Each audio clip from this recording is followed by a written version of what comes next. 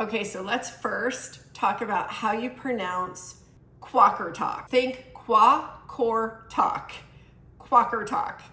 I will ask for grace now because I will likely say it wrong several times during the video, but the proper pronunciation is Qaqortoq. Qaqortoq is a town with no roads in or out. It supports only 3,000 residents. It's riddled with Viking ghost stories and art carved straight into the rocks. So this is Qaqortoq.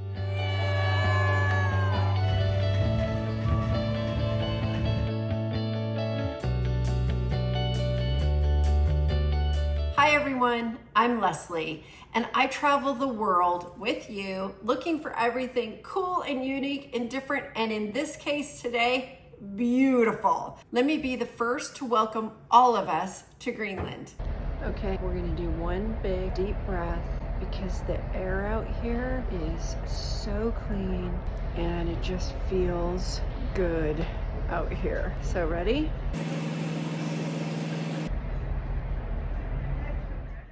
But before Qaqortoq, let's talk Greenland, and specifically the Prince Christian Sound.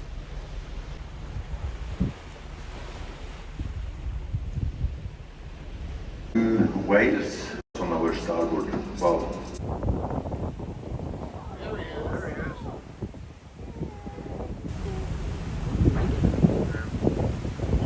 Sailing from Reykjavik is a journey through the majestic Prince Christian Sound, a narrow glacier-carved channel renowned for its towering cliffs and floating icebergs. Ooh, you're the best. Thank you. You're welcome. Look at this. Prince Christian Sound is one of the most breathtaking passages in the Arctic.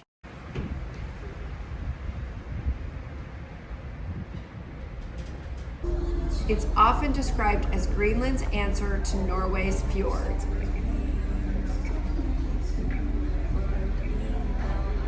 And it felt like we were right in the middle of all of the drama. The sound is roughly 60 miles long, and in some places it's only 1,500 feet wide. The granite peaks here can rise up to 3,900 feet high. Just a shout out to the sound here, as it's this very sheltered passage that we need in order to avoid the harsher open seas around Cape Farewell. It's called Cape Farewell for a reason, because for many, it was the final point of land they'd see, hence farewell.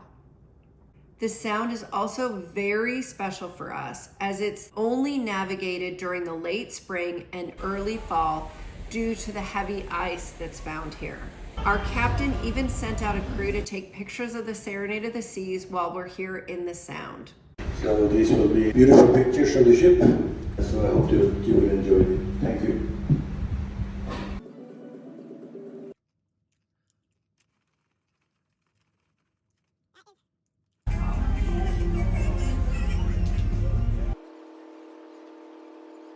We even passed this tiny settlement with another crazy name of Qaqortoq, a village with only 100 residents. Can you imagine being out here in Greenland with this harsh climate, living in this tiny little settlement? Go little Qaqortoq! Just absolutely stunning landscape. Now I'm sure you're asking, between Antarctica, the Chilean fjords, the Swedish archipelago, the Norwegian fjords, like how does it all rank for me? So of course, first and foremost is Antarctica. Yeah, drop the mic. Antarctica, absolutely number one. Now these other four may surprise you. Then the Swedish archipelago, then the Chilean fjords, and then Norway. All videos you cannot miss, so go back and watch those. Just incredible world we live in. Okay, back to Qaqortoq. Look at that cute little town, Greenland. Oh, Okay, that's gonna take like 3 minutes to tour. Oh, how cute.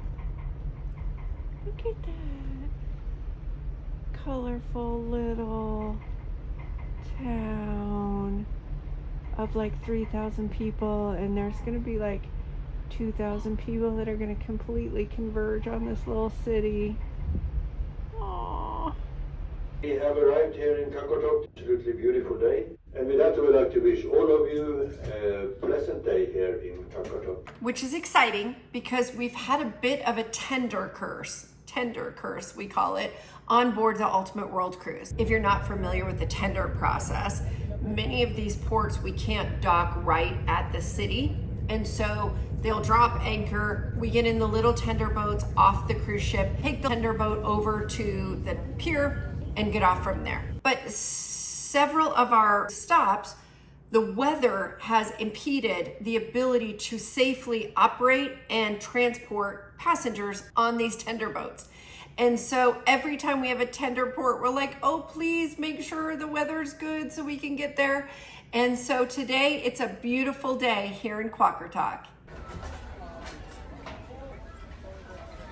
This little gem is actually the largest town in southern Greenland. Okay, when you see that, how do you say that? How do you say that? Qaqortoq. That's how you pronounce it? Qaqortoq. Although it has a big name that means the white one, the white is not from snow. It's from the white quartz that's found here.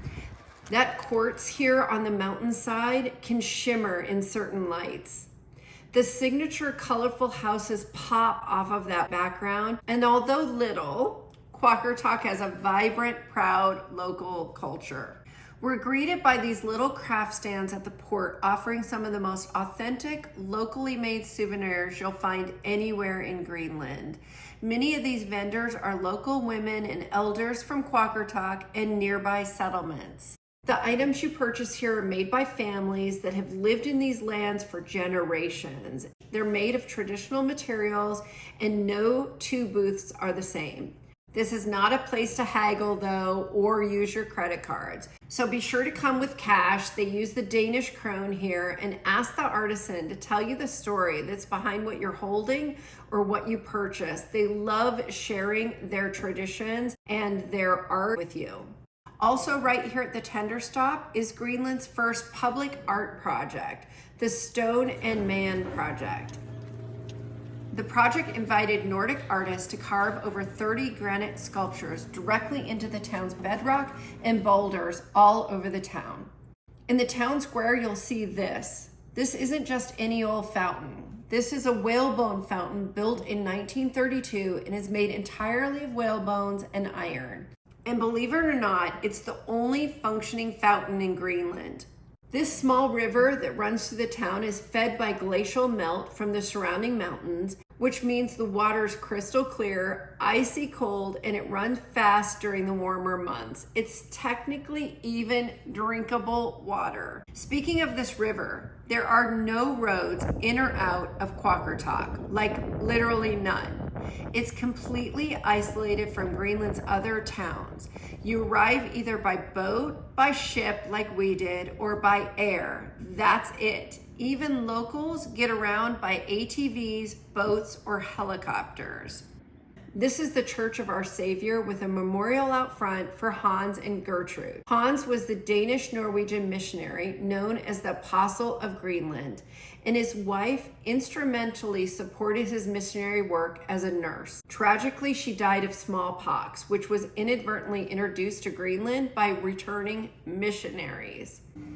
We stopped by the local supermarket in an attempt to get Greenland snacks. Everyone loves the Point My Soul North snack time. So stay tuned, we still have snack time, but we got started early with an easy one here in town. Got this little Oreo snack in the frozen food section. We're gonna try it out. Pretty good. What is it? Looks like dark chocolate. Is it ice cream? It is it's got the Oreo cream in it. Oh, it's a candy frosting bar. From inside? Just a candy bar. Oh, that's weird. Let me try it. Yep.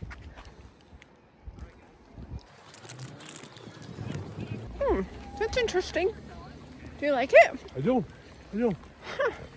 I do. I don't like all these flies over me though. I'm not sure if I like that. Speaking of flies, the flies or midges here are insane. Like insane.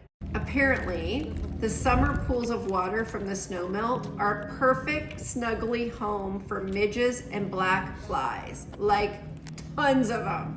And with very few birds or bats here, there's nothing to control the explosion. And to top it off, the cove here in Qaqortoq gets pockets of warm, calm air. Exactly what the flies love. There's so many, in fact, that we saw many visitors with head nets.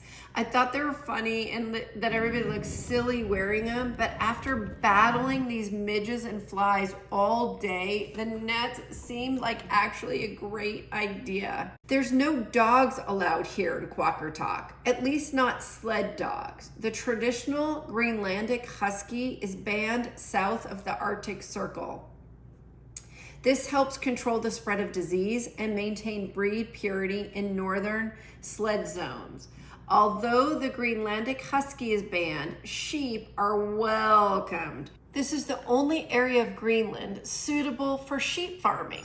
Just a fun fact. This is the Hotel Qaqortoq, and I show it to you as it has the highly rated Brasserie Hotel Qaqortoq, the on-site restaurant. This is known as one of the best restaurants in town. It's known for fresh fish, local lamb, and even Greenlandic specialties like musk ox and reindeer with ingredients sourced from nearby farms. You can't miss it as it has a hammock out front. A hammock is the traditional Greenlandic boot typically made of sealskin for its warmth and durability. And with that, Qaqortoq is a wrap. We jump back into the tender, head our way back to the cruise ship so we can do a little snack time. It's Greenland snacks. The Greenland snacks, or are they Danish snacks in Greenland? They are Danish snacks in Greenland, because fun fact. Denmark is head of Greenland in some way, and everyone in Greenland has Danish citizenship. So fun fact. We have 3 snacks, kind of. The first one, to mix things up a little, is this guy. A Greenland IPA. So let's try it out. And we don't have a bottle opener, so I did get a bottle opener from Ushuaia. And how much did we love Ushuaia? Ushuaia was nice, very nice. Drop the mic on Ushuaia. All right, ready? It's an IPA. It's an IPA, handcrafted in Greenland. All right, let's do it. That's pretty good. I know, I like Very, it. very good, yeah. Okay, we'll have to be sharing that. Hold that beer. We also got a snack. So we're gonna have beer and snacks. So this is Fleski Svever. I'm not sure what this is because the third snack that Roy really wanted me to get, I'll show you a picture of it. I did not buy it.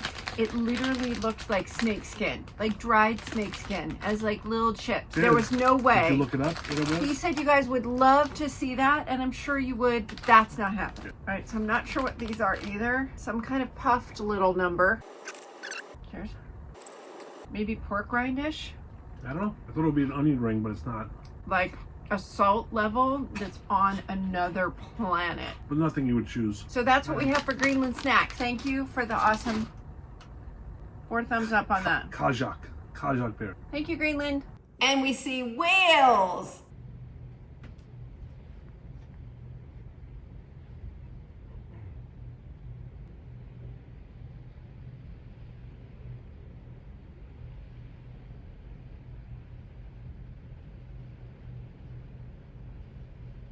And we get news about our second Greenland stop.